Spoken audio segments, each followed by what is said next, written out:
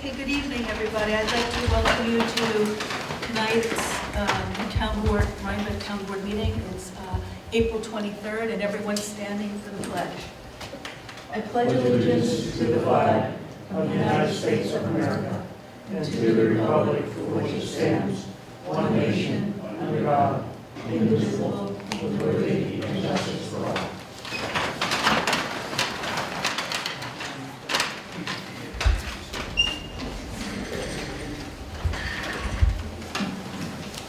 May I have a motion and a second to approve our prior minutes of our April 9th regular town board meeting minutes? Motion. Thank you, Alan. Second. Thank you, Ed. Is there any discussion? All in favor? Aye. Aye. Any opposed?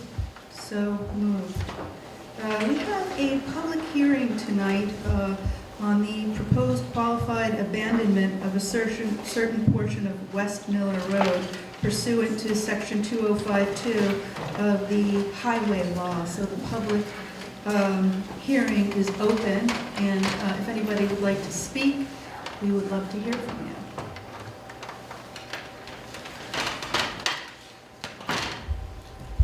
Hello. Aye.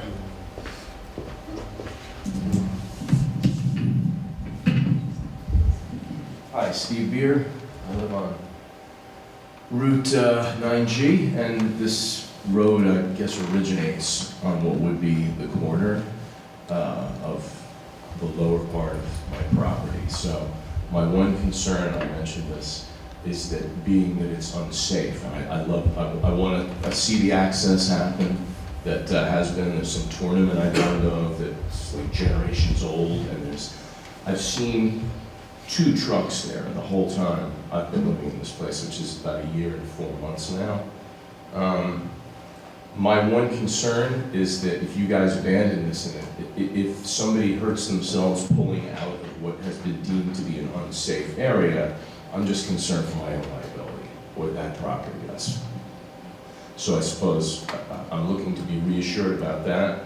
Also, and I spoke about this a little bit last time, but there are, I guess, concrete barriers and then a really unsightly orange silent policeman there. That would fall into my corner.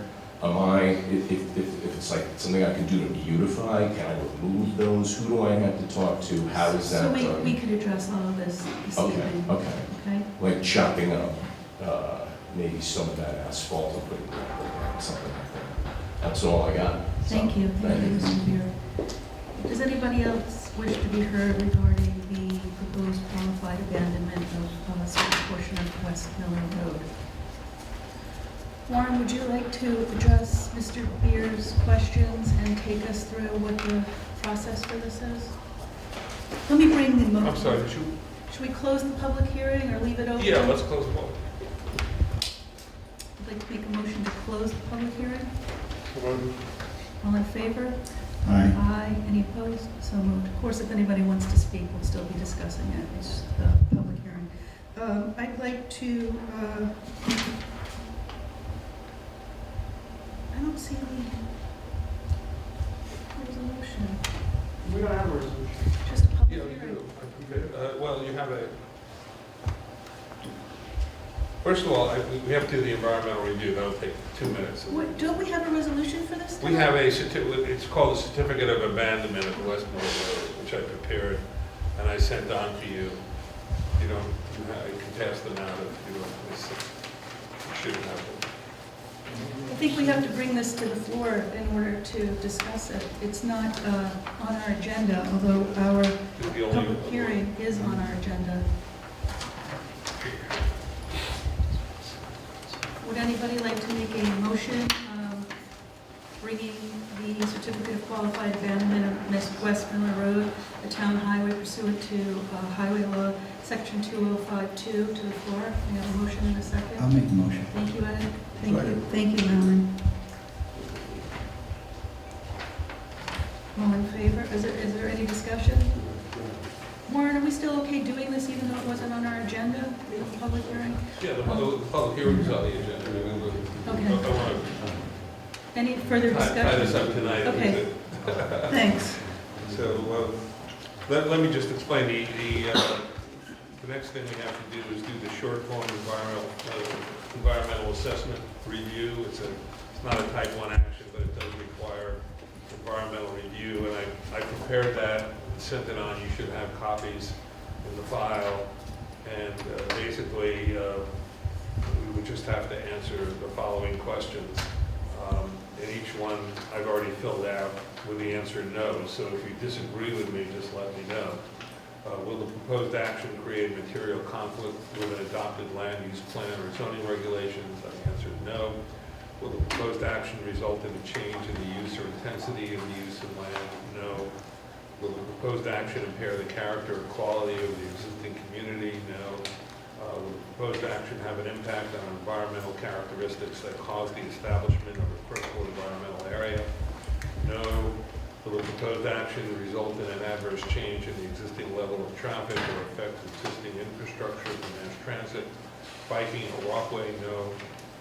Will the proposed action cause an increase in the use of energy and it fails to incorporate reasonably available energy conservation or renewable energy opportunities? No. Will the proposed action impact existing public or private water supplies or public or private wastewater treatment utilities? No. Will the proposed action impair the quality, the character or quality of important historic, archaeological, architectural, or aesthetic resources? No. Will the proposed action result in an adverse change to natural resources, for example, wetlands, water bodies, groundwater, air quality, flora, and fauna? No. Will the proposed action result in an increase in the potential for erosion, flooding, or drainage problems? No. Will the proposed action create a hazard to environmental resources, including health? No. So if you agree that those have all been properly answered in the negative, then I would just ask if someone could make a motion to determine that based upon this information and the analysis, the proposed action, which is the qualified abandonment of Mill Road, West Miller Road, will not result in any significant adverse impacts. So moved. Second. And you should have part 2, which you need to sign. You don't have to send it anywhere, but just sign it, keep it as a record. So in this case, we have a certificate of qualified abandonment for West Miller Road. And I would just need a motion to authorize the supervisor to sign the certificate and authorize also our highway superintendent to sign it.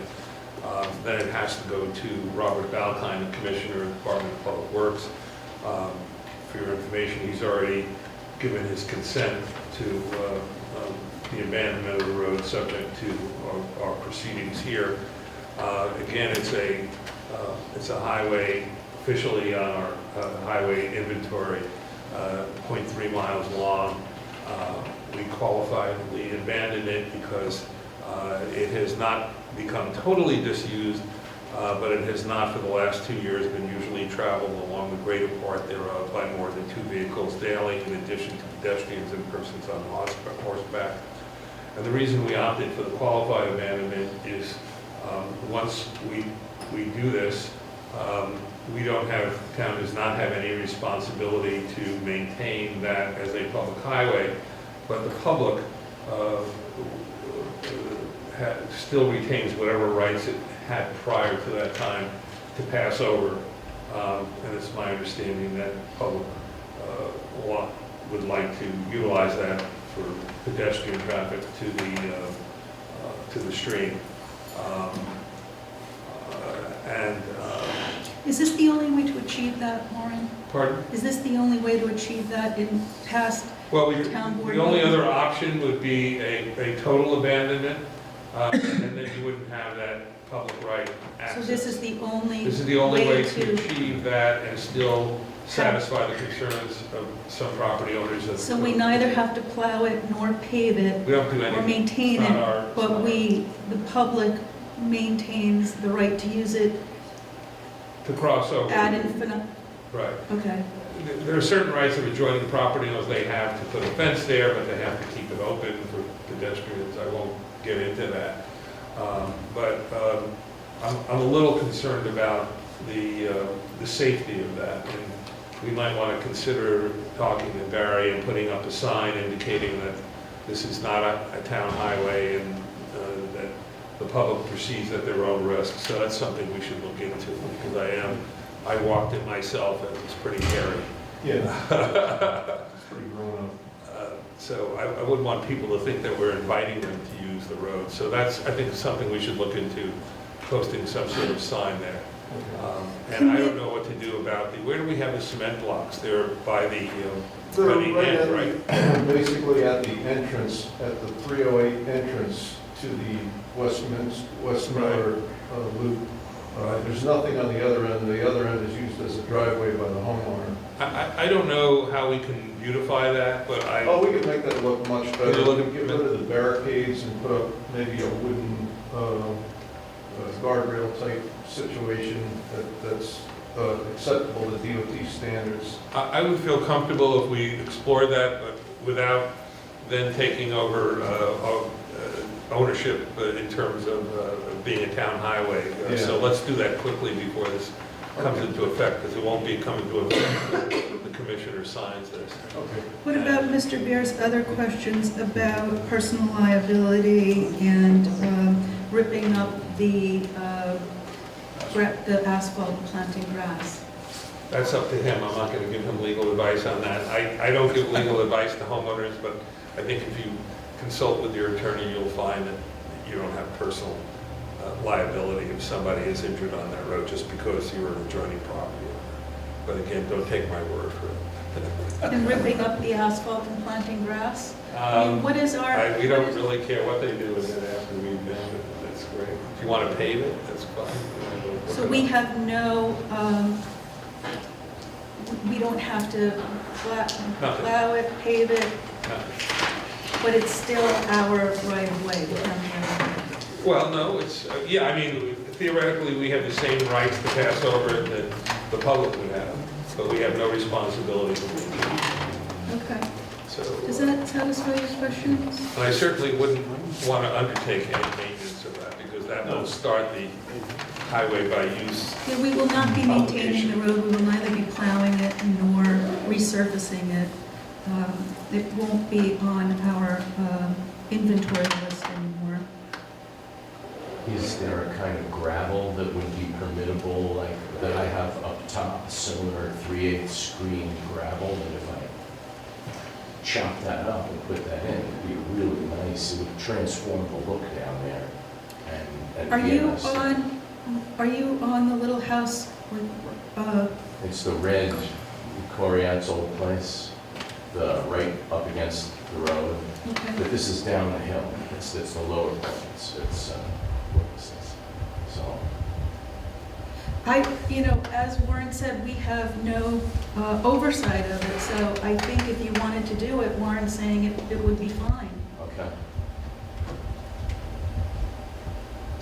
Should I meet with the highway department even to discuss maybe the removal of these things and be proactive? Is that the right move, would you say? That'd be Is fine, that yeah. acceptable? You can, with the understanding that we're not, Of course. by doing that, we're not assuming any responsibility. Barry's right in front of you, he's Okay. very accessible. Step down and talk to me if you want. One, We'll set up a meeting.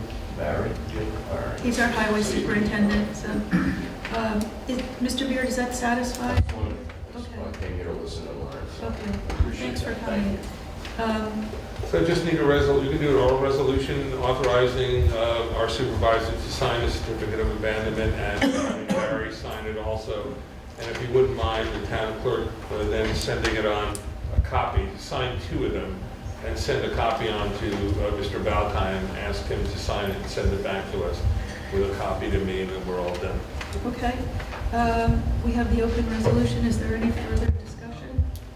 All in favor? Aye. Any opposed? So moved. Okay, that's done. Warren, there are a couple other things that before you go, Sure. I would remind you, we were given a resolution with a contract for our concession stand license agreement. So let me make a motion for resolution 2018-130 is not on our agenda. I think it's new business. That's 2018 Recreation Park Concession Stand Contract. May I have a motion and a second? Motion. Thank you, Alan, and a second. Second. Thanks, Ed.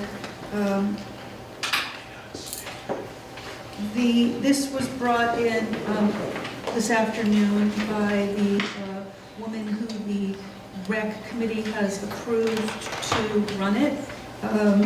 But I think I'd feel better if you were to go over it, and maybe the board wants to allow me to sign it once Warren has approved it. I think the only thing that's different is that we're waiving the fee this year.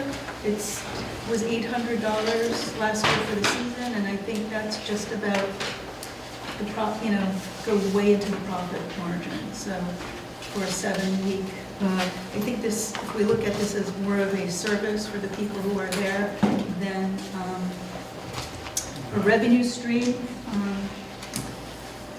The $800 was designed to pay an estimated electric bill for the fryers and the refrigerators and the freezers that are part of that operation.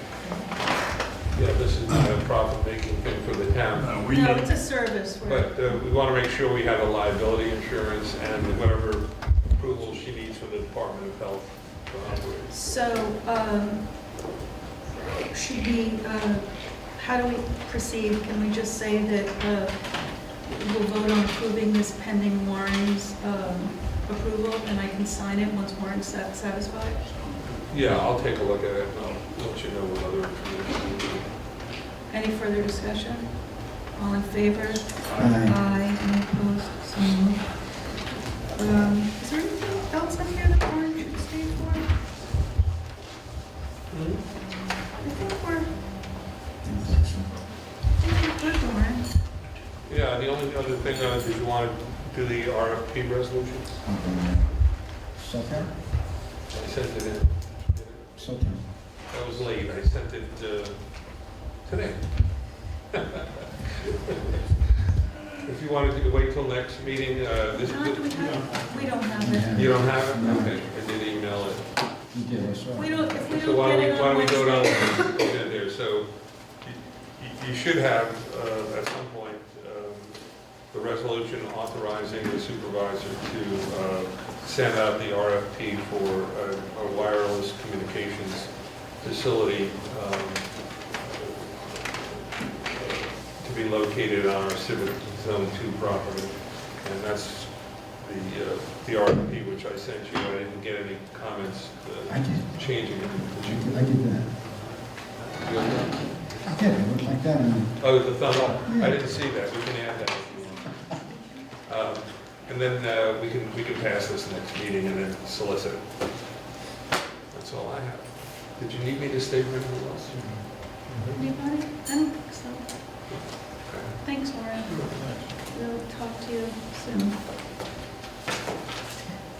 Does anybody have any announcements or committee or liaison reports? Hearing none, we'll move on to presentation. We have Sue C. here on pesticide use in the town and pollinator-friendly gardens here in the recreation area.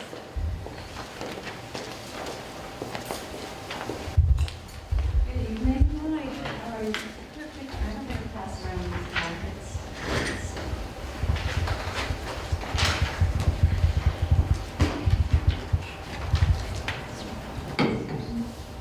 Both for the pesticides and the pollinator garden. one back. Yeah. I'll just- Thanks.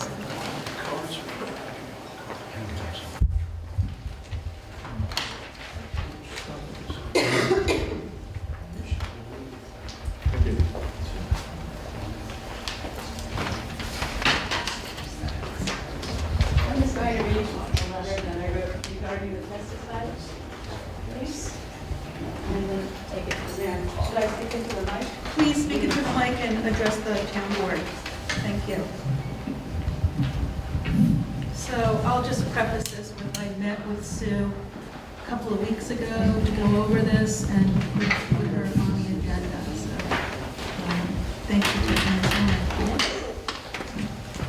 Dear members of the board, I would like to ask that the town consider banning the use of pesticides and herbicides throughout the town of Rhinebeck. Many residents may not be aware of the hazards posed to humans and the environment by the use of these toxic substances. I realize that the town and the school district do not use pesticides or herbicides, but would urge the town to ban them throughout, including the spraying of utility poles by the utility companies. We see signs throughout by commercial applicators that read, pesticide application, do not enter, and we have to take pause. What are they spraying, and what are the consequences to us and our environment? There are so many hazards to these chemicals, and I have attached an article that describes the wide range of diseases linked to pesticides from the organization Beyond Pesticides. I'm not going to read all of this, but I've given it to you in a link in an email form. So what I'd like to do is start the conversation. I'm in touch with organizations that can provide other municipalities that have set precedents for doing this type of action. In New York State? Actually, I've included, I'm just wondering if we have authority under home rule to ban pesticides on a local municipal level. well, the town of Unionville has a resolution in New York State that I will attach or give to you, prohibiting pesticides on town-owned properties. Which we do. Right. We already ban, we don't allow them on, we neither use them. If we do have to use them, I know occasionally there's been a wasp's nest Right. in the playground. We have to hire a certified pest control company. PESH doesn't allow our employees. Is that correct, Barry? That's correct. Okay. In order to use any insecticide or herbicide as a municipal employee, you have to be a licensed DEC pesticide applicator, of which none of us are. So we it's have my to, understanding by that law- the DEC regulates this, not Yeah. the town level. So I don't know that we could ban pesticides. I don't think we have the authority to do that.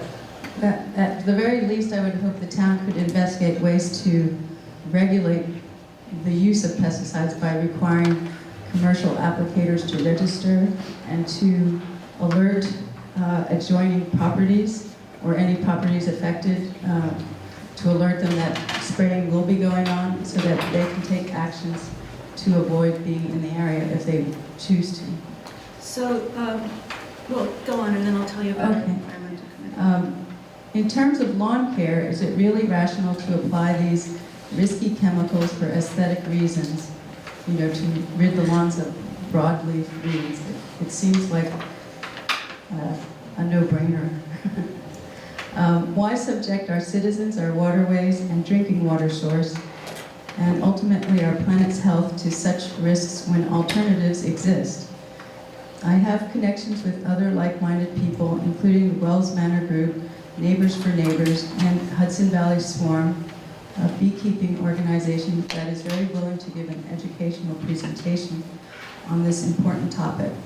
I believe it is important to keep this conversation going and would be happy to arrange or facilitate more data or info so that the town can make an informed decision and allow the town to become a pesticide-free zone. Respectfully, Susan C. Thank you. Does anybody have any questions or comments? I was in Cuba a couple of months ago, and they were unable to get pesticides after the Soviet Union collapsed, so everything's organic in Cuba. And their reefs are pristine. None of the reefs around Cuba suffer the way all the reefs around here do. There's evidence. Or Hudson River Reefs? No, not the Great Barrier Reef, for that matter. Pardon me? That's all I want to say. I mean, at home, we have a freedom law. We just, whatever grows, grows, and, we like it. Yeah. I'm certainly, we have a joint environmental committee, the town and the village, and I'll bring this up at our next meeting and ask them to look into it from a policy point of view, and we can certainly contact the New York Association of Towns before we talk to Warren and see if there's any, or what power we have within home rule to do anything about it. And I think it would be great to put this on the agenda again. I mean, I know that some residents from Wells Manor had contacted us about supporting them in not using pesticides. And I said I didn't think it was in our purview. It's a private property matter. However, it is right next to a tributary, a kill. And one of the things that, Gary, Mayor Bassett and I are working on with river keepers are source water protection. Sure. And, a kill gets polluted, the river's polluted, our drinking water's polluted. So it is important, and it's something we've been paying attention to. So whatever support we could have to do it, I'd be willing to look into it if you want to keep. Yeah, I'd love to be kept in the loop, and I'd be happy to facilitate anything. Educational programs or that kind of thing. Next is the pollinator garden. Although I think some people here might be from Wells Manor and might want to speak on that. Here, Okay. yes. Would that be all right? Sure.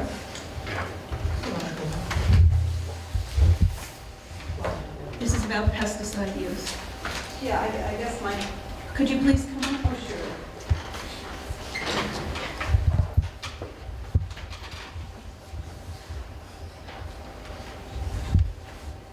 Hi, my name is Karen Trevelli. I've been residing at Wells Manor now for 4 years, and we're very concerned about the pesticide use and the frequency of the pesticide use. And a lot of our residents there are not well, some of them, elderly, challenged, and have animals. And we've been reading about the chemicals online. They gave us the list, and we're a little horrified because it's not just about using the pesticide, it's how you use it and when you use it. And if there's a wind, you don't apply it. There are certain rules and regulations to make it a safer application. It's just, we're finding it a little, for us anyway, a little overwhelming to research. But we did 5 or 6 of them. We divided it up and people went online. It very much impacts the environment. We're not sure why the use is even happening. The hospital owns Wells Manor. Yes, Quest. Have you spoken to the hospital? We've tried, we've sent letters, we're waiting for a reply. We've sent a letter to car management, waiting for a reply. The hospital itself has gone natural. I mean, they're using eco-friendly products. And so is the Thompson House. So we're not quite sure why Wells Manor hasn't followed suit. So, so at this point, we're submitting letters to wherever we can. Have we spoken, or did I speak to somebody else? Who did I speak with? Ellen, perhaps Ellen Crystal? Yes. Yep. Yes. Okay. Yeah, she couldn't be here, Okay. and she's the one that's been doing some of the corresponding. So, I guess our concern is in this day and age, everything seems to be compromised. And to overtly use these products without considering the impact, I think is so callous. And it needs to be addressed, not just at Wells Manor, but everywhere, parks, wherever they're using them. And you're right, it does impact the kill and, the tributaries going into the Hudson. So again, it's not just us. And so we're trying to bring this to life.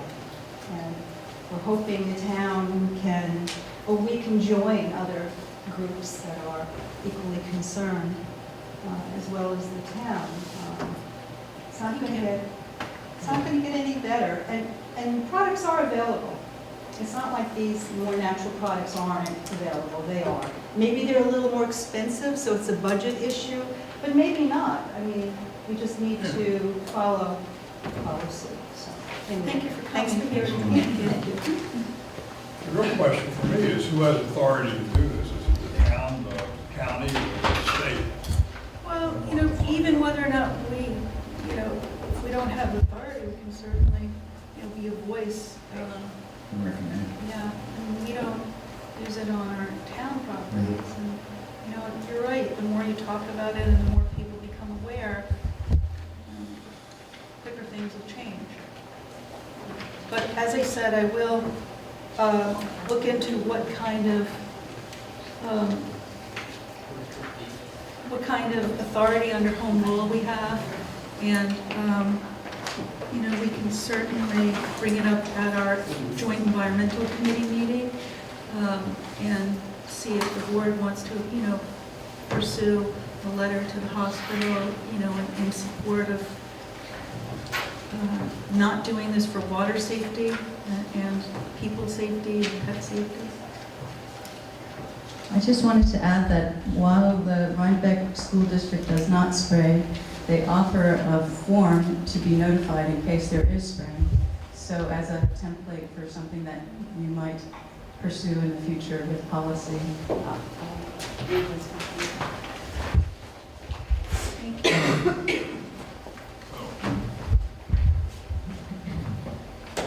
We'll look at it, I'll keep it, I'll give it to John.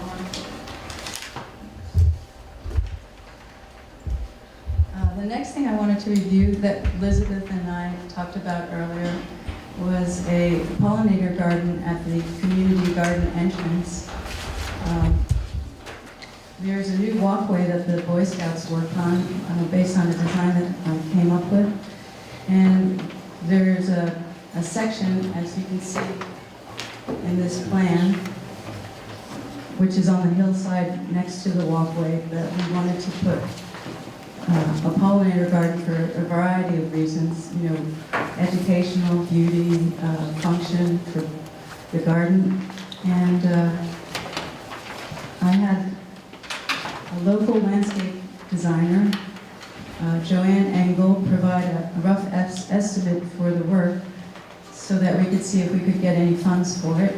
I believe we could gather enough labor between the Rhinebeck garden community and the Rhinebeck community gardeners to do the planting, so that would save a lot, I believe. So that's for your consideration. Are you coming to us for funding as well? If there is any, yes. And the fund, okay, so the rough estimate and layout for the Rhinebeck Community Garden, okay, I see that. So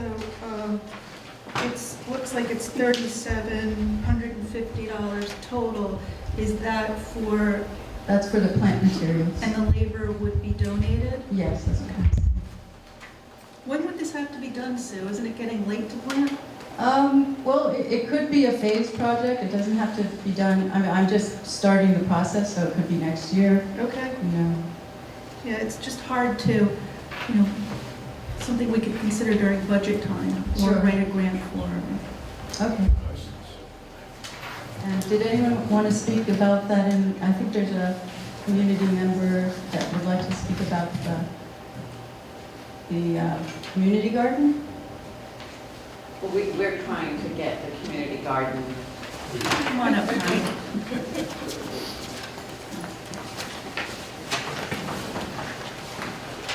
Hi, I'm Connie Lown, and I'm leader of the community garden for the third year.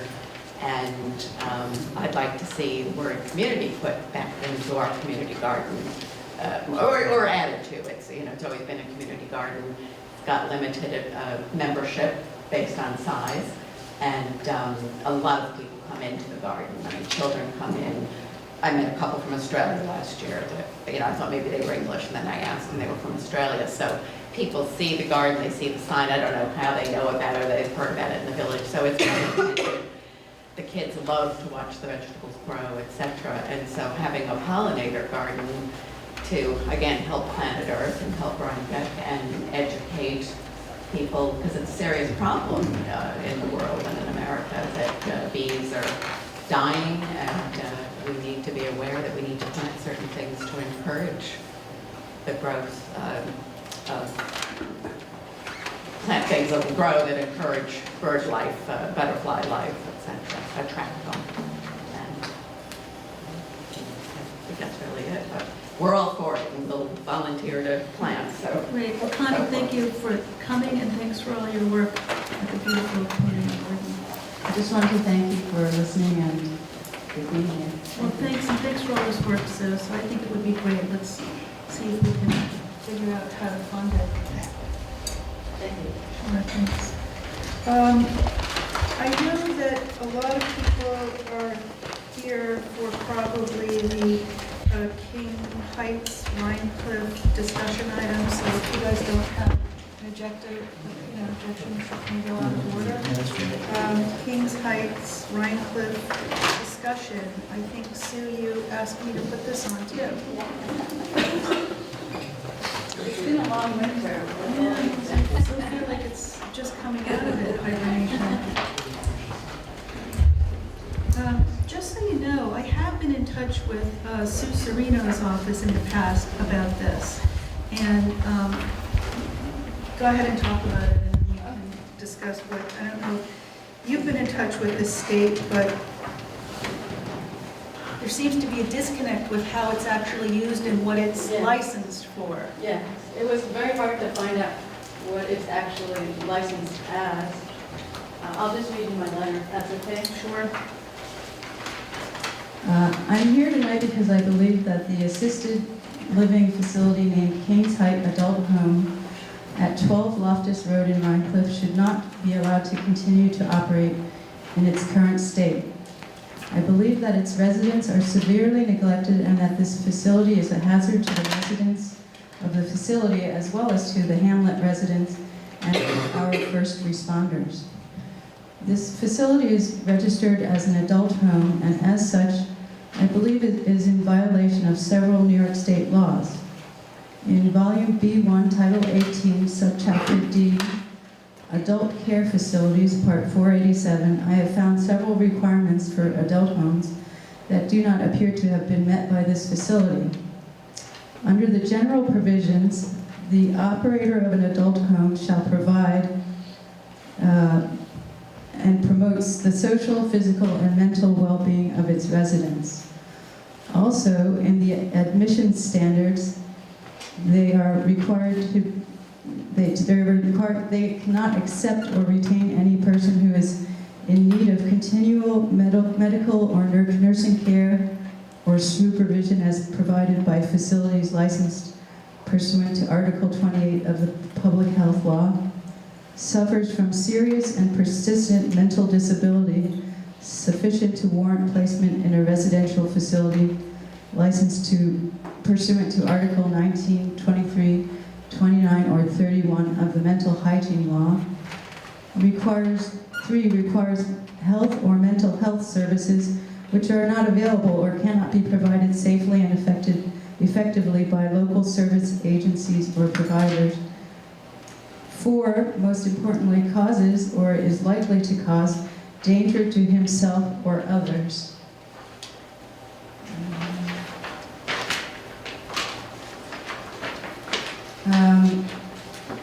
5, repeatedly behaves in a manner which directly impairs the well-being, care, or safety of the resident or other residents, or which substantially interferes with the orderly operation of the facility.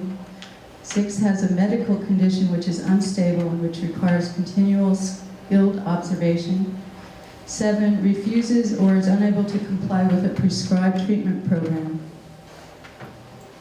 Upon meeting the requirements that the social, physical, and mental well-being of the residents be promoted, as well as the first 7 items mentioned above, it would seem that the Kings Height Adult Home is in severe violation of the law, as you will see from the collection of experiences and anecdotes that I have collected from local residents, as well as my own first-hand experience. See the letter from me and Richard Kopashansky dated March 16, 2017. What follows are experiences which range, I'm not going to read them all, but some of the members are here that have written some of these letters, but that range from a resident setting fire to local nearby places, including trying to set a propane tank on fire, defecating in the local post office, exposing himself in a local post office building. They're poorly clothed in the winter and allowed to walk without proper protection from sub-freezing conditions. They're found laying down on homeowners' lawns, and many other things. So I'll end by saying that I have attached a data sheet about the facility, which I've compiled for your reference. It has also been mentioned by a local psychiatrist that adult protective services might be a good place to try, and I provide their number. They would do a full evaluation and determine if they need to have their license revoked. If their response seems inadequate, he recommends escalating the case and asking to speak with the caseworker's supervisor. In closing, I would ask that the town board take this matter into serious consideration and urge some action to be taken before more serious harm occurs. Thank you. Thanks.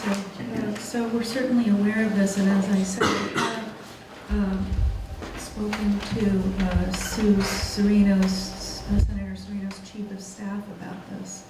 And the disconnect seems to be that what they're licensed to do and what they're actually doing are two different things. So I think we could refer this to Warren and our code enforcement officer to start and see what Warren can come up with in terms of what we can do to help these people in conditions, and to see if it is compliant with the law and certainly our zoning code. Does anybody else? And we try calling them APS. Yeah. Not sure if you have in the past. I know you- No, I talked to the Department of Health.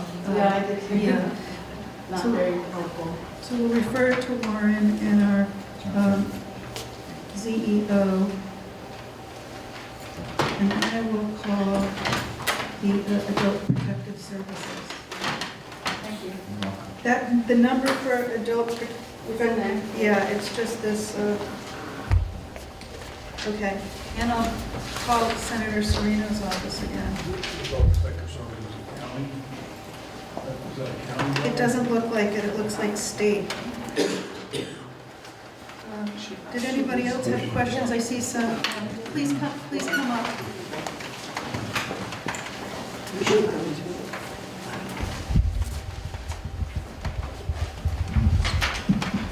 Hello, my name is Joseph Maresca. I apologize for my letter, because I did it on my iPhone. It's fine, thanks for coming. In any case, with regards to what Susan said, I can't add any more. I live directly across the street from the institution or from the building.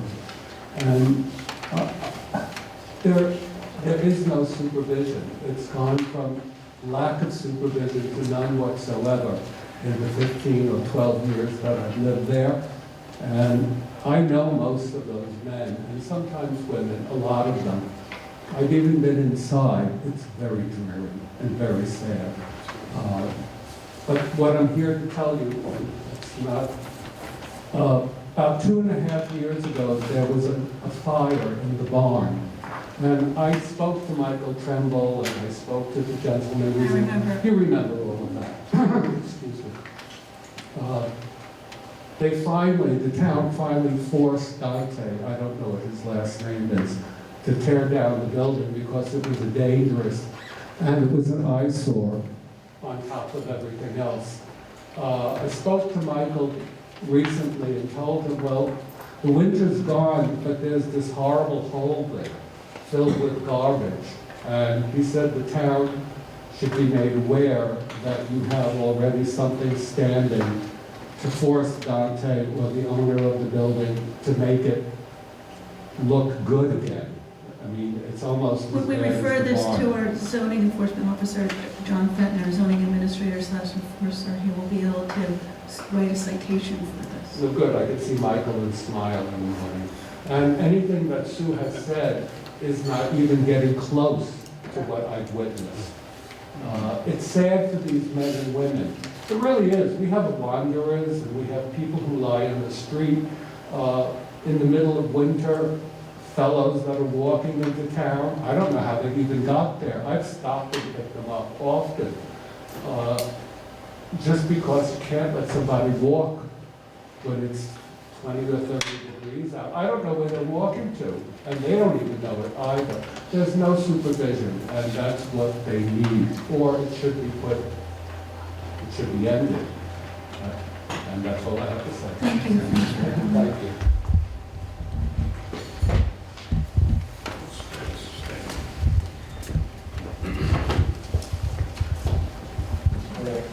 Hi. I'm Richard Kopashansky. I've been living in Rhinebeck since 1980. I own a few properties there. It's getting really bad.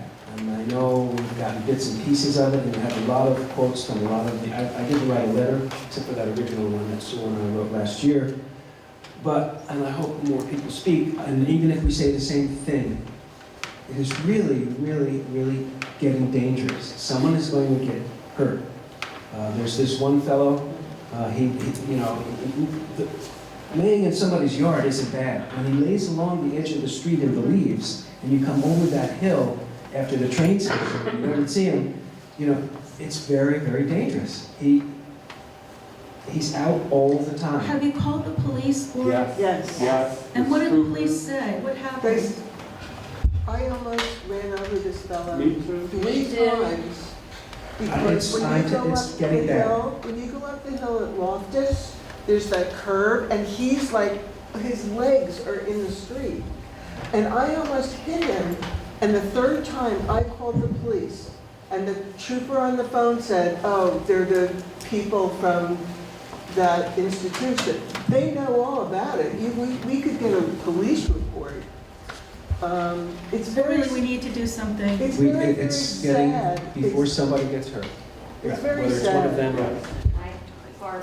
I volunteer at St. Joseph Church there, and I pull over the car, and he's laying in the leaves smoking, and he sets the leaves on fire. It's really scary when somebody sits up, and you're just 2 feet away from him, and, he's gonna get run over. You're right, it's only one person. But that same person, I don't know his name. We all know Leroy's name, but I don't know It's this a different person. But this person, not only laying in leaves and always looking for cigarette butts to light and matches, just 2 telephone poles up from the Morton Library, where we have a lot of kids and whatever. He's relieving himself against a telephone pole. Poles are not like, they're just off the side of the street, so it's bad. Leroy, as we all know, he's a sad case. I don't know if he's well. He's lost a lot of weight lately. This is the guy that Sue and I picked us up we picked him up. He was walking into town, sub-zero snow and slippers. All the troopers came and picked him up. He's always playing with himself. I've caught him a couple of times behind the China Rose building. It's very private back there. It's my building, and I go back there to check it out, and he's relieving himself all over the back of my building. The postmaster has called the police many, many times because he's always in there. They had to put up a special mirror in the post office because there's a little nook in the back.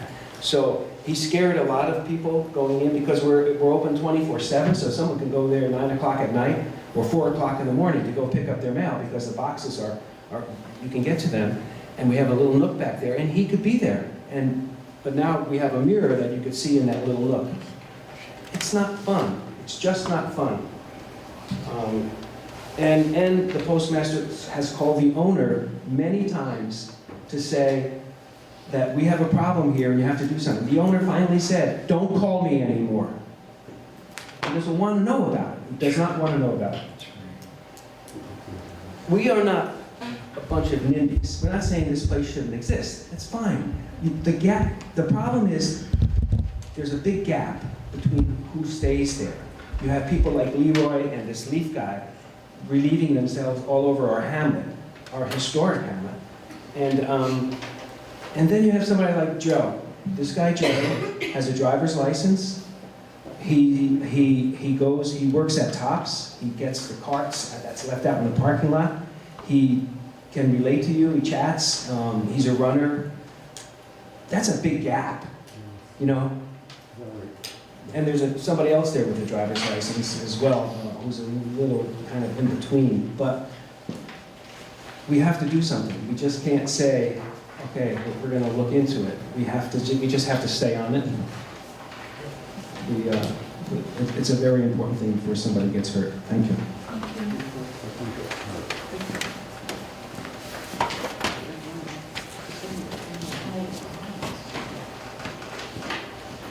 I'm Sandy Bartlett. I'm a resident of Rhine Cliff and I'm also the director of the Morton Library.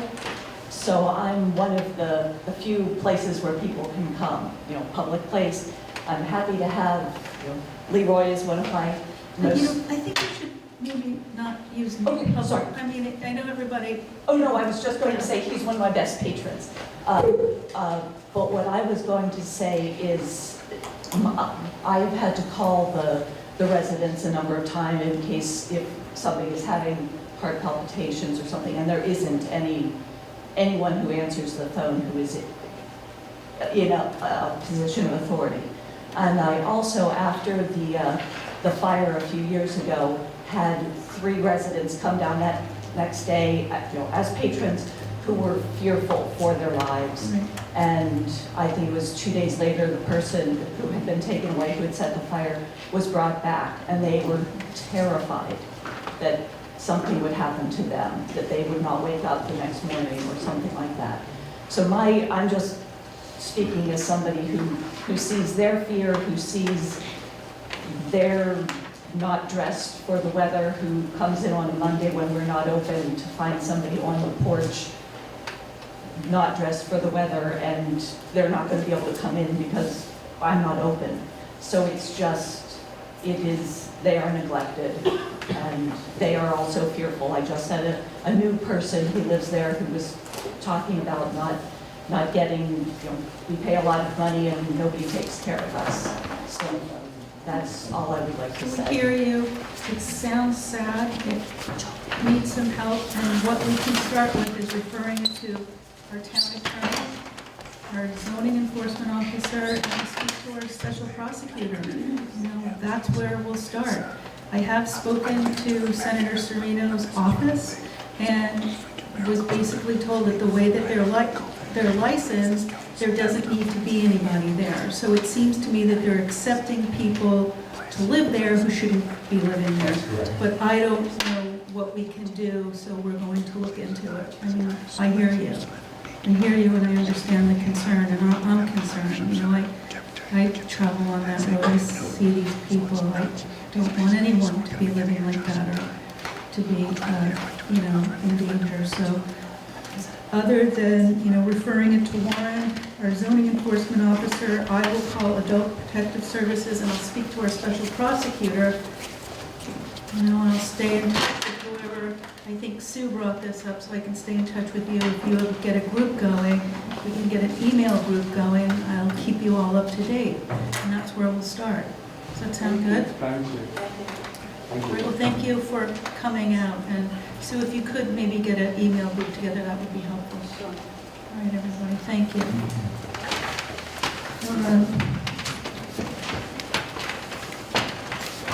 Okay.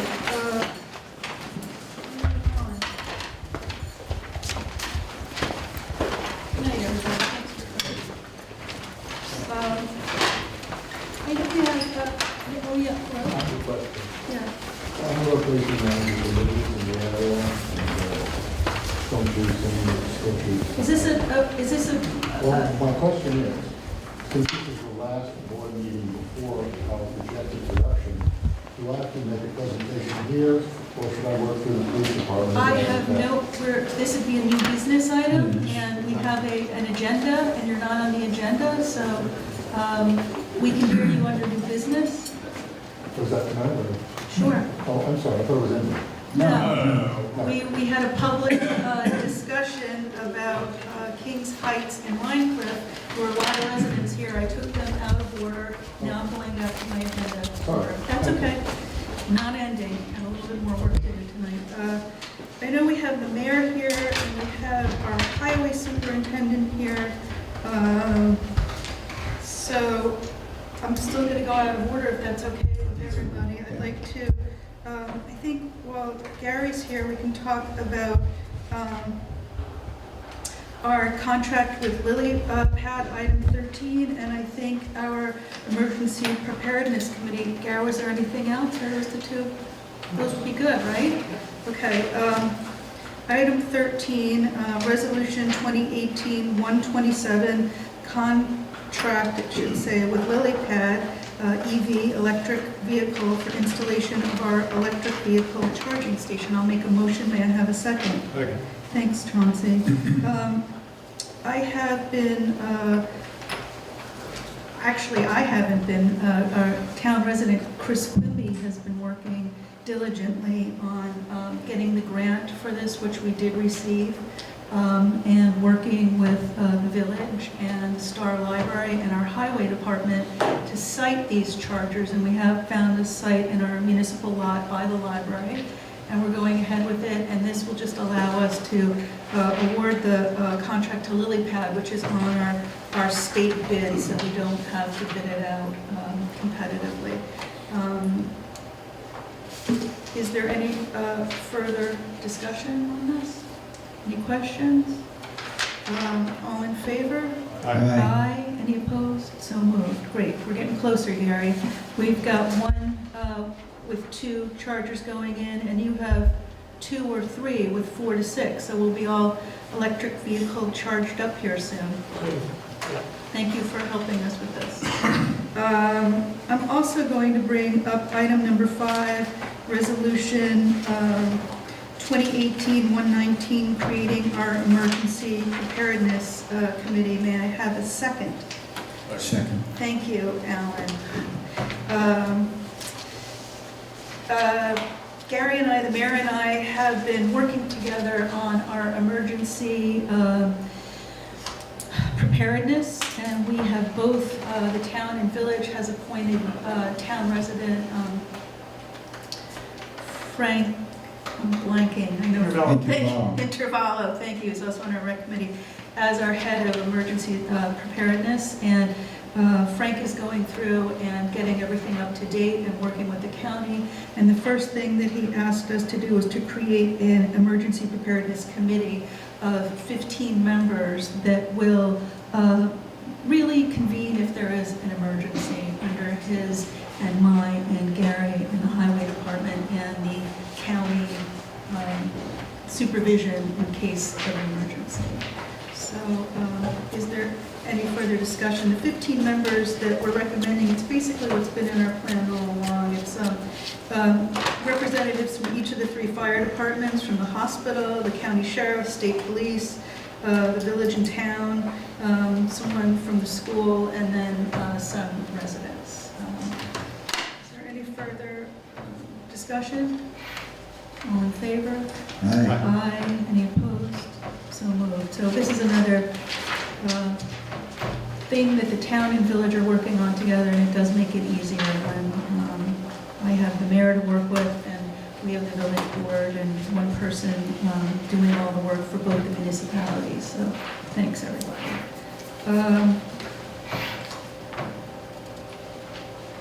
We also have some highway business here. Let's do resolution, tab 8, resolution 218-122 for the highway department tech improvements. May I have a motion? Thank you. May I have a second? Thanks, Chauncey. Alan, you want to talk to us about this? Yeah, we basically, the 3 PCs that the highway department don't have data backup in this resolution. We look at alternatives. This is the most economical and the safest one. So the I used to back up the data using a service called Carbonite Safeport. The cost is $287 a year, so it's kind of nominal. And for that, we would be able to have daily backups of the data and be able to recover if there was a data loss. Okay, That's simple. sounds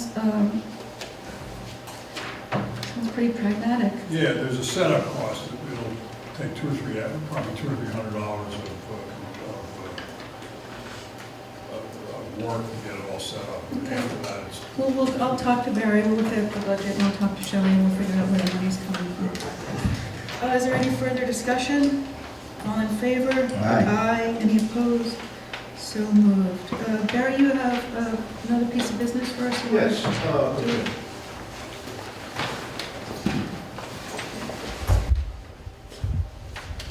Thanks for coming, Oh, thank you. the mayor, Mrs. Mayor, Mr. and Mrs. Mayor. Mr. and Mrs. Mayor. first lady.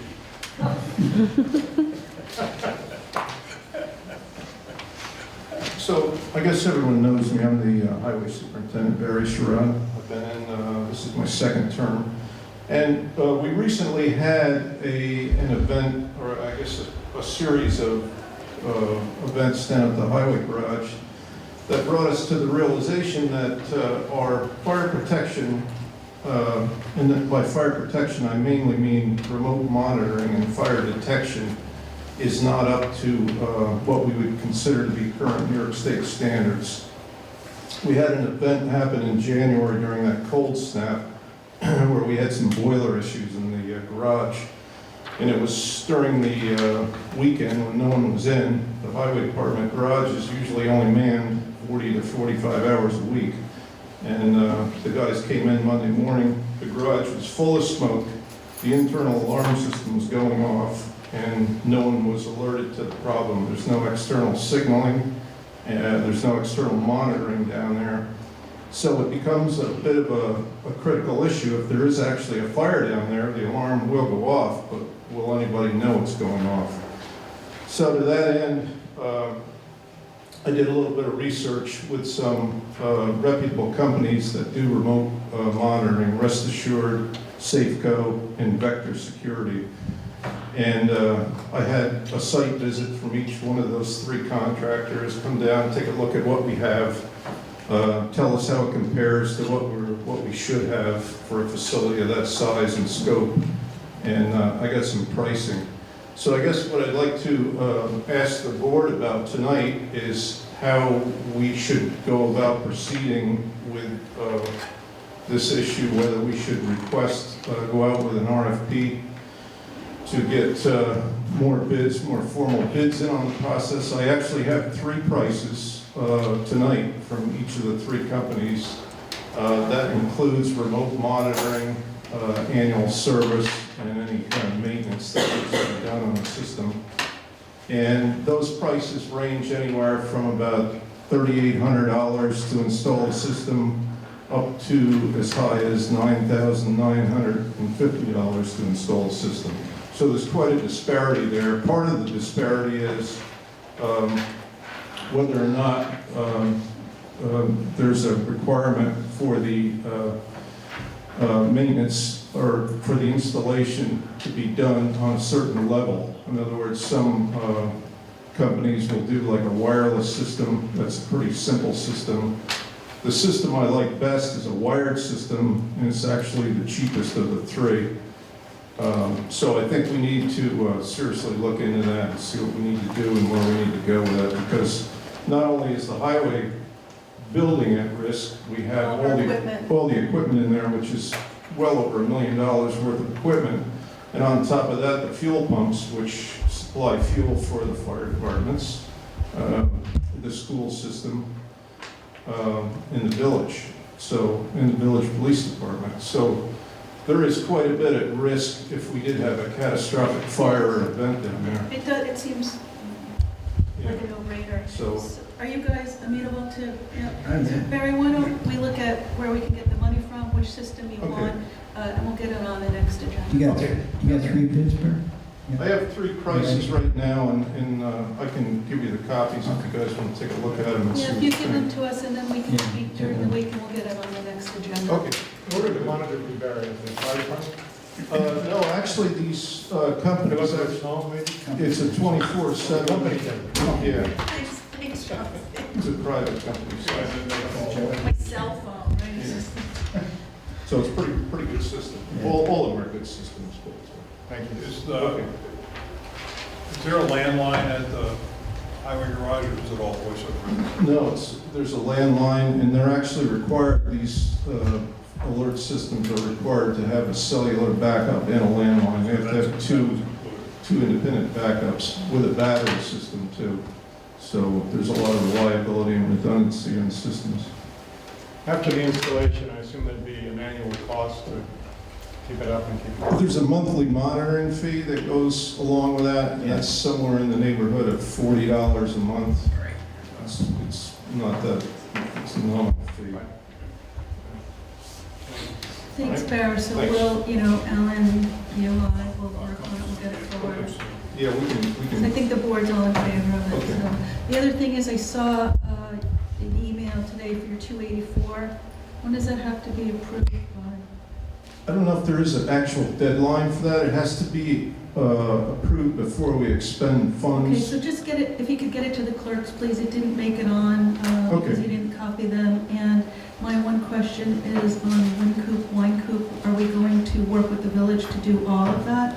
We would like to do Yeah. that. That would be optimal. I think we have to. Yeah. All right, and I know that we've been getting some calls from people there about the quality of the road and speeding on it, Yeah.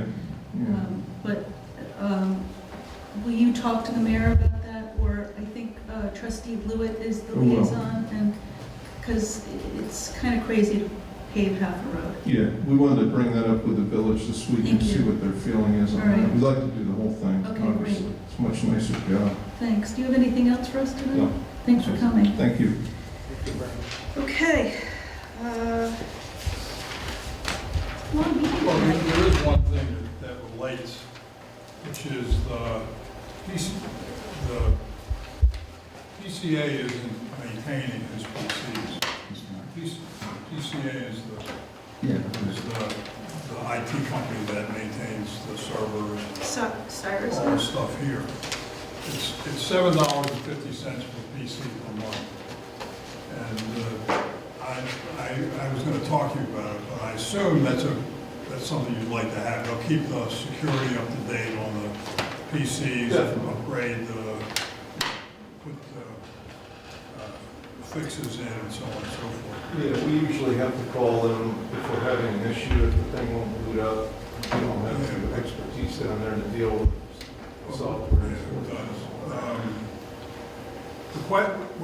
I'll talk to you about it, but the question is, do we want to have a monthly maintenance fee, or do we just want to do it on an on-call basis? And I'll talk to you about what the history is. Yeah, let's talk more about that. Because the town hall basically is on a per-call basis. The critical machine is the secretary's computer, because she does the billing and the payroll. So that one we can't afford to have down. The other ones we can get by with. Alan, why don't you just We'll talk. we're supporting the need for the highway to be up to date with computers. So. We'd like to do Yeah. Okay, thanks for coming. I'm going to move on to our normal agenda. I'll make a motion for Resolution 2018-115, our budget transfers and amendments. May I have a second? This is the first. Is there any discussion? All in favor? Aye. Any opposed? So moved.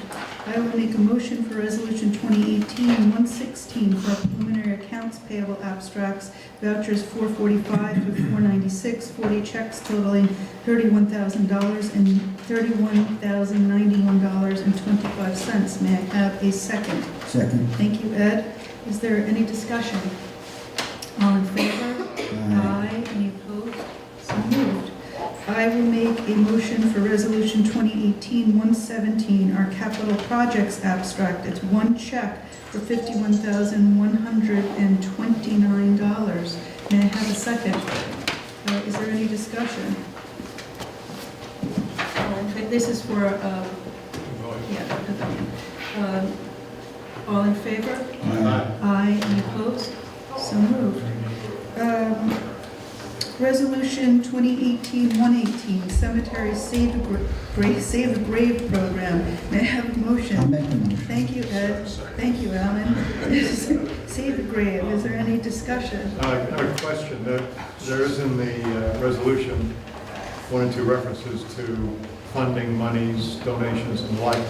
Is the plan that it will be done without expense to the town? Yes, it is. This is Friends of the Cemetery. Yeah, And they'll friends. handle the funding. They will, yeah. Suzanne spoke to us about this like a couple of minutes ago. Thank you. Come up with a better name.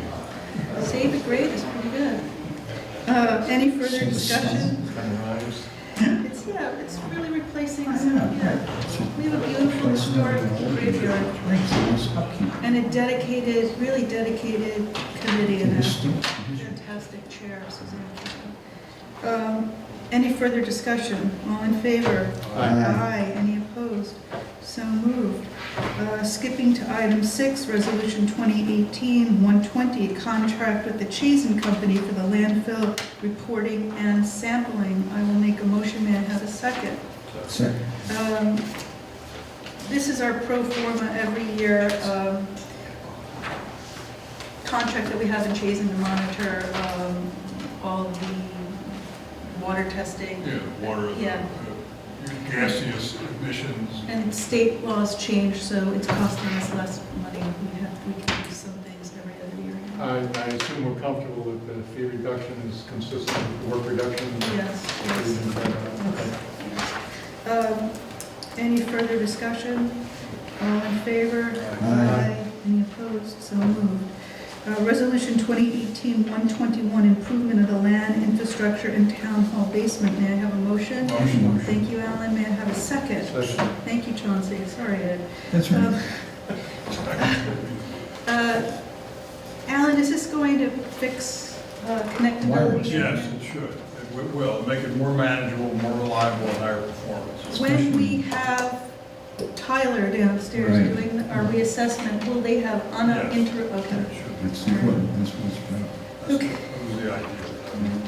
That was the idea. That's the plan. That's the one. Any further discussion? All in favor? Aye. Any opposed? So moved. I'm looking for a motion for Resolution 2018-123, Summer 2018 Recreation Program hires. So moved. Thank you, Alan, and Chauncey, I'll have you as a second. This is on the recommendation of our rec committee and our rec director. Sounds good to me, and they're doing a good job. We have a great committee. And it looks like the camp and the aquatics program are both fully staffed. Yes. Is there any further discussion? All in favor? Aye. Any opposed? So moved. Looking for a motion for Resolution 2018-124, recreation refund requests. Motion? Thank you, Chauncey. Thank you, Alan. Someone mistakenly signed up for aftercare, and somebody mistakenly duplicated a sign up. These seem to all be MyRec glitches, and Elaine's comfortable and has asked us to refund. Any further discussion? All in favor? Aye. Any opposed? So moved. Resolution 2018-125, document destruction. May I have a motion? Thank you, Alan, and a second. Second. Thank you. Again, after our last town hall lunch, we did a document cleanup. We were closed one day for document retention. We're going to have to do this at least another time, maybe 2 this year.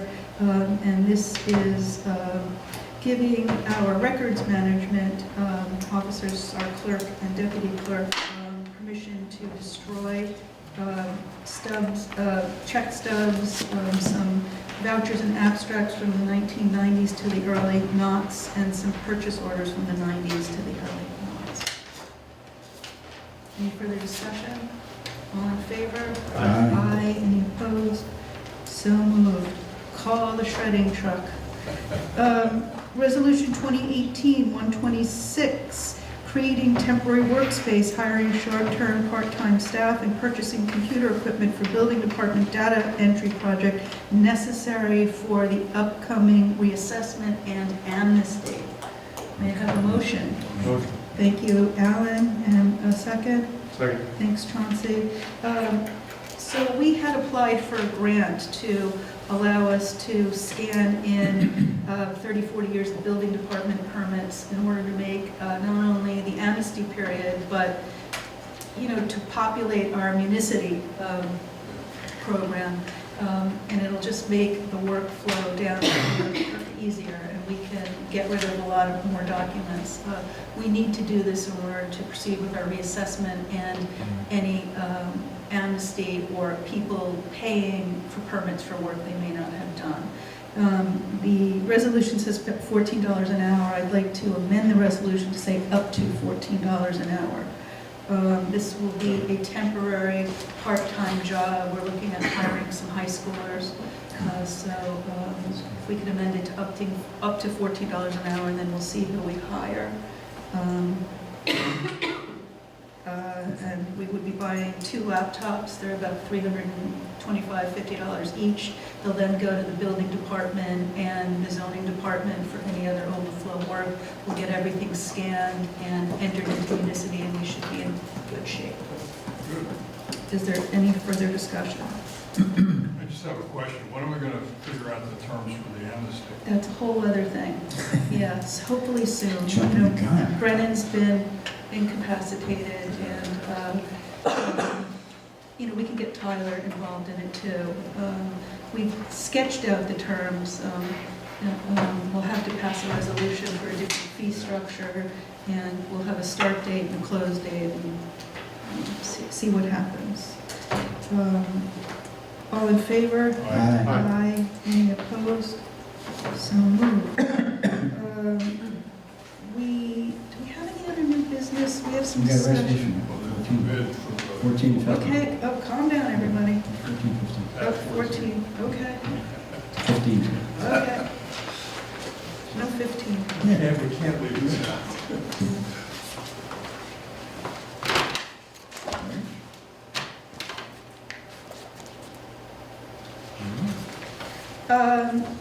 Resolutions, tab 14, Resolution 218-128, accepting bid for the replacement of Town Hall electrical service. May I have a motion? I'll make a motion. Thank you, Ed. May I have a second? Thank you, Alan. Go ahead and take it away. Okay, I took the higher of the 2 bids for several reasons. I listed 2 on here about the ability for the Lions to work on weekends, not disrupting any daily business in the town hall.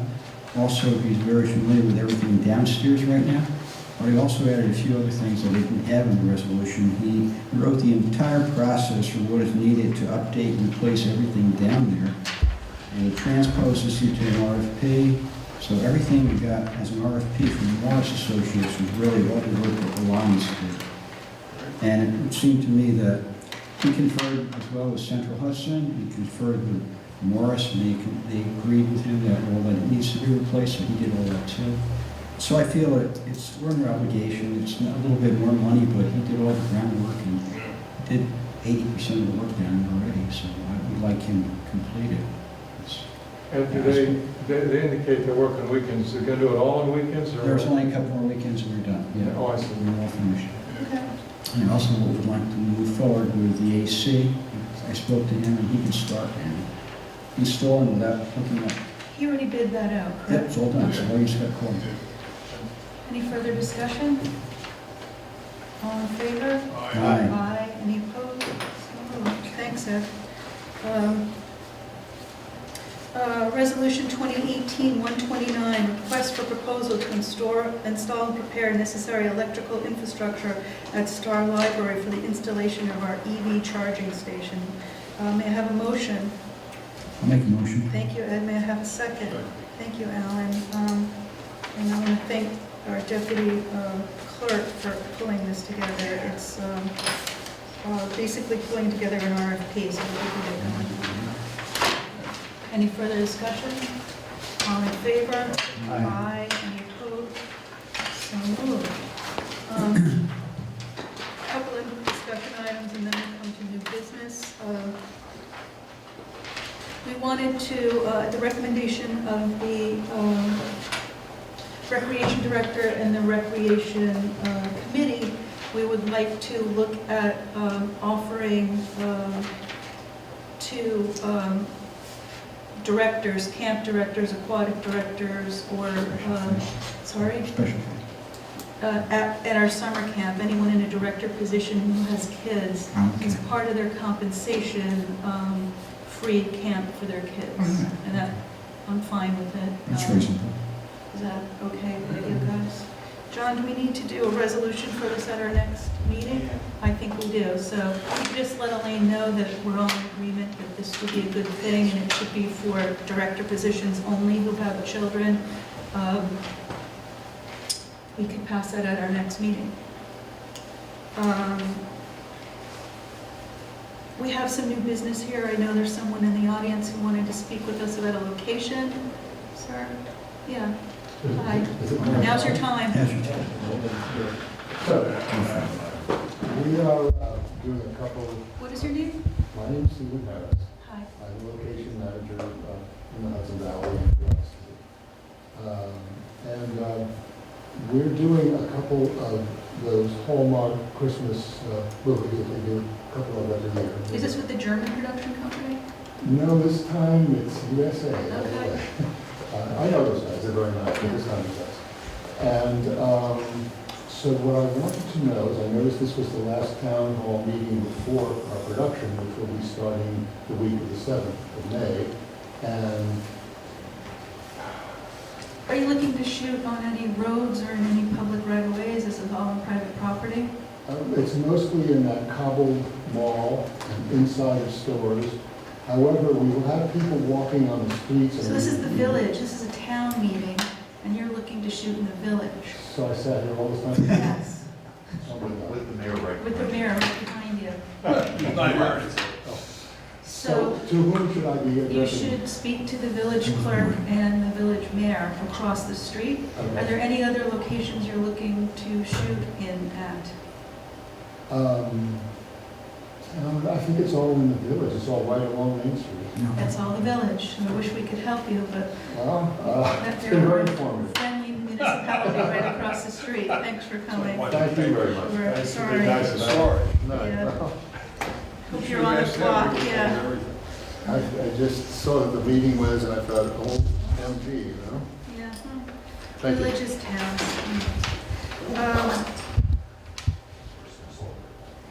I have a couple items for executive session. Is there anybody else here who wants, besides Joel, who has any other business for us to consider?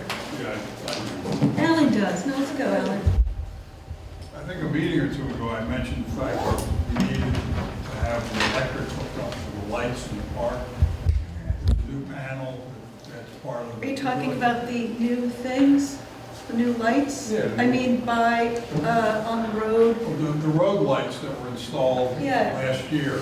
I thought we weren't going to hook them up until, all right, what, Well, Crawford, the engineering company, gave us a proposal to do the design. And my attitude was, why don't you just tell the electrician to hook it up? He should know how to do it without a design. But it turns out that's not the case. no, these are the black, sort of historical light fixtures. Does the park committee want them turned on now? Yes, Okay, yeah. and it was like $15,000. Well, it's $1,000 to get the engineering work done, up to. And it's an up to kind of a quote. I suspect it'll be a lot less. And then the electrician's already there, you can just hook it up. I assume it's time and materials. I have no idea how much it's gonna cost, but at the moment, they need the money for the go-ahead to have. Why haven't they done this already as part of the putting them in? It was not included in any of the work scope.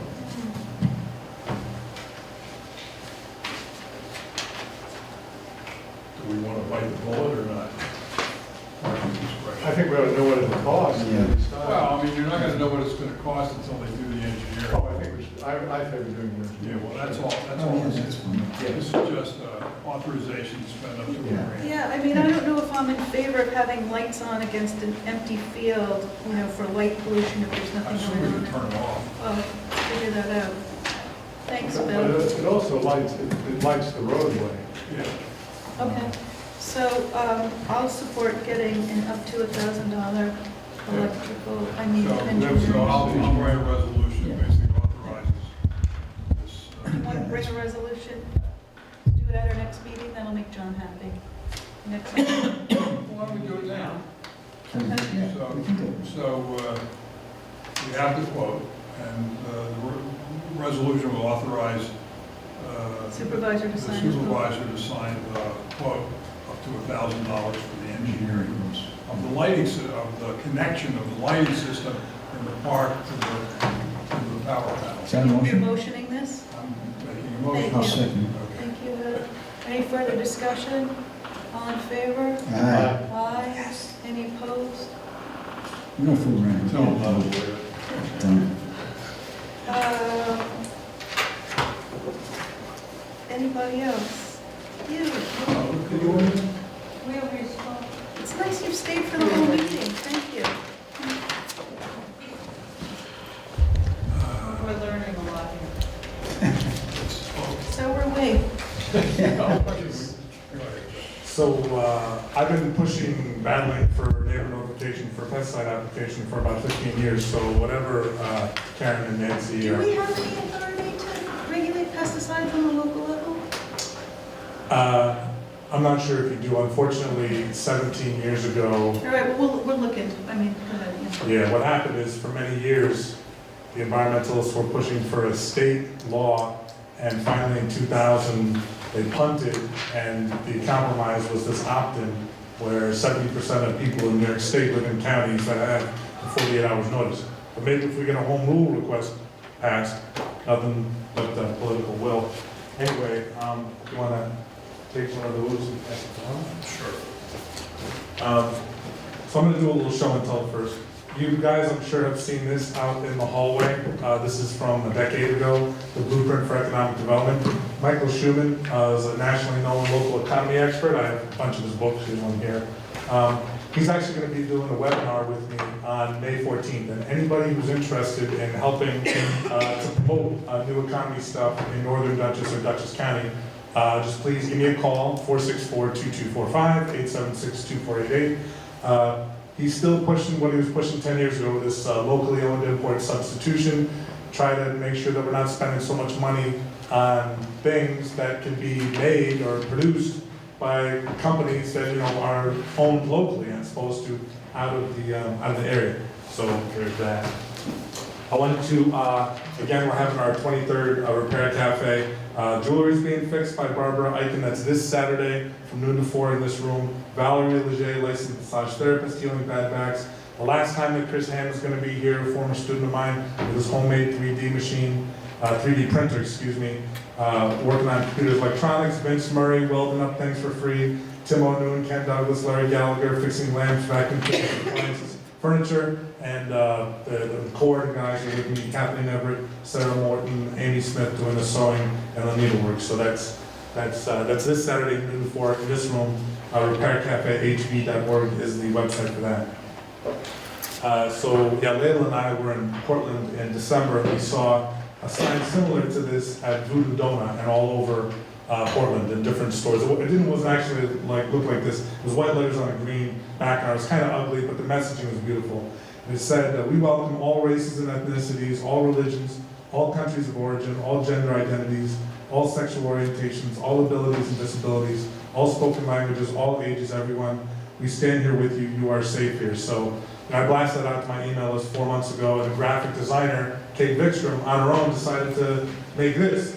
So I'm presenting it to you guys if you want to put it up here at Town Hall or not. And basically, there's one that's laminated nice and big like that up at the Schultzville General Store, one at the Table Talk Diner. They're going up all over. I'm a teacher assistant at Hudson High School. They're going up all over the high school, and I'm trying to get them up all over. So that's a little project I'm working on. I put it up. Yeah. You just made my day. And did anybody present to you guys in the last year or two about community choice aggregation? Okay. Jen herself.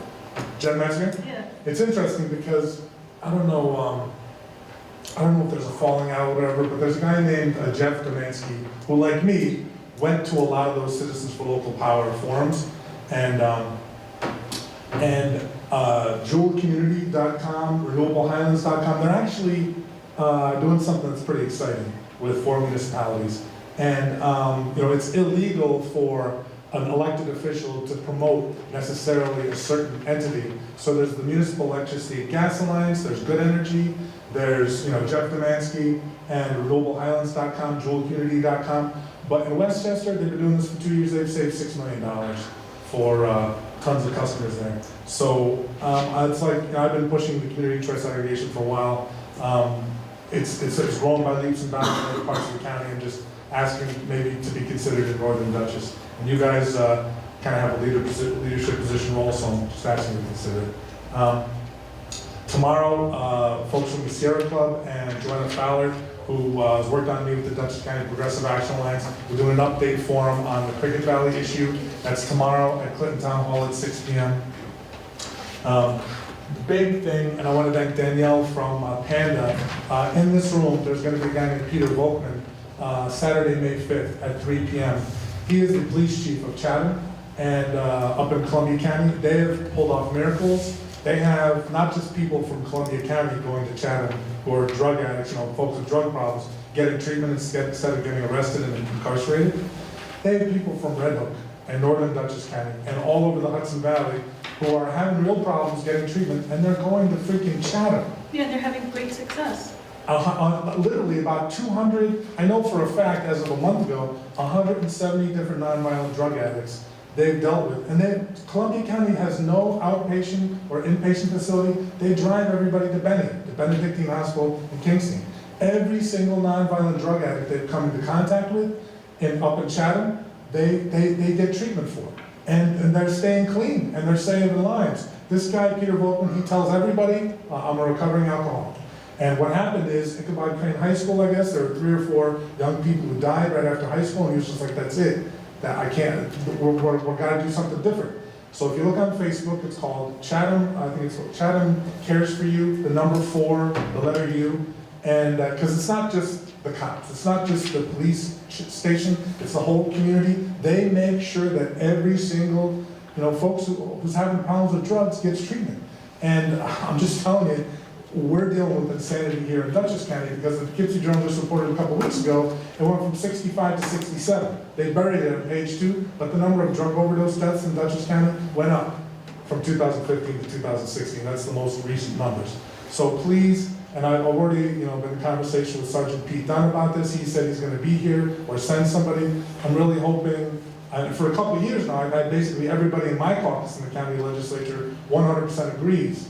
And I know that Pete Bolton, he sent one of his deputies to speak in Poughkeepsie in front of a whole bunch of people, and some of the law enforcement folks in Poughkeepsie from around the county, they were sort of bristling.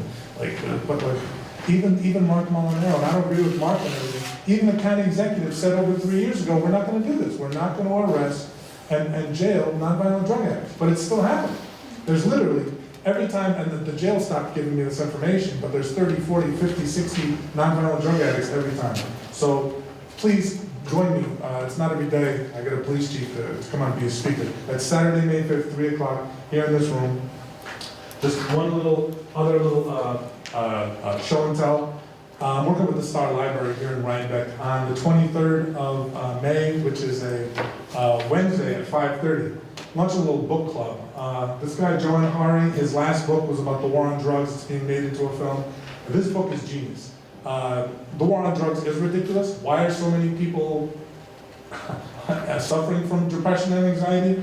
This book gets to the bottom of it. It talks about the lost connections. I'm not going to ruin it for you. I've read most of it. But if you're interested in joining me for that, that's going to be Wednesday, May 23rd at 5:30 at the Star Library. And then Thursday the 24th, I've done this just about every year for the last 10 years. Rachel Dildillian, who's a Lyme tick-borne disease nurse, she and I are going to host a screening of Under Our Skin. That's going to be here in this room at 6 p.m. on Thursday, the 24th of May. And it's again, it's beyond frustrating to me that in 2009, I get a resolution passed 22-3 with so much bipartisan support for full comprehensive, health insurance for Lyme, and it's literally 9 years later, and West Virginia has it, Massachusetts, Minnesota, Rhode Island, Connecticut, and New York State doesn't have it, and the Republicans and the Democrats are playing the blame game, pointing fingers. Thanks, Joe. Yep, thanks, Sean.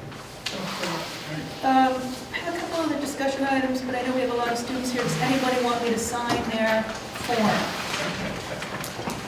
Come on up. Thanks for coming, thanks for staying. Guys, I think I have an executive session item here. Give them all to me, I'll sign them. Thank you, sure. Yeah, that's good.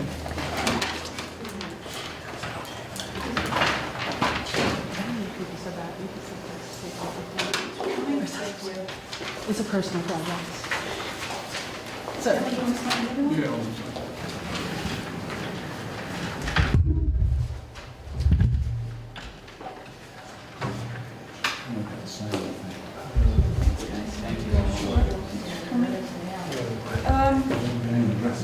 This weekend, we had a farmer's market. I was here on Saturday, and farmer's market was on Sunday. Thanks for coming, guys. And Bobby cleaned up after them on Sunday evening, afternoon, and his son, who was with him, noticed that the faucets in the men's room were missing.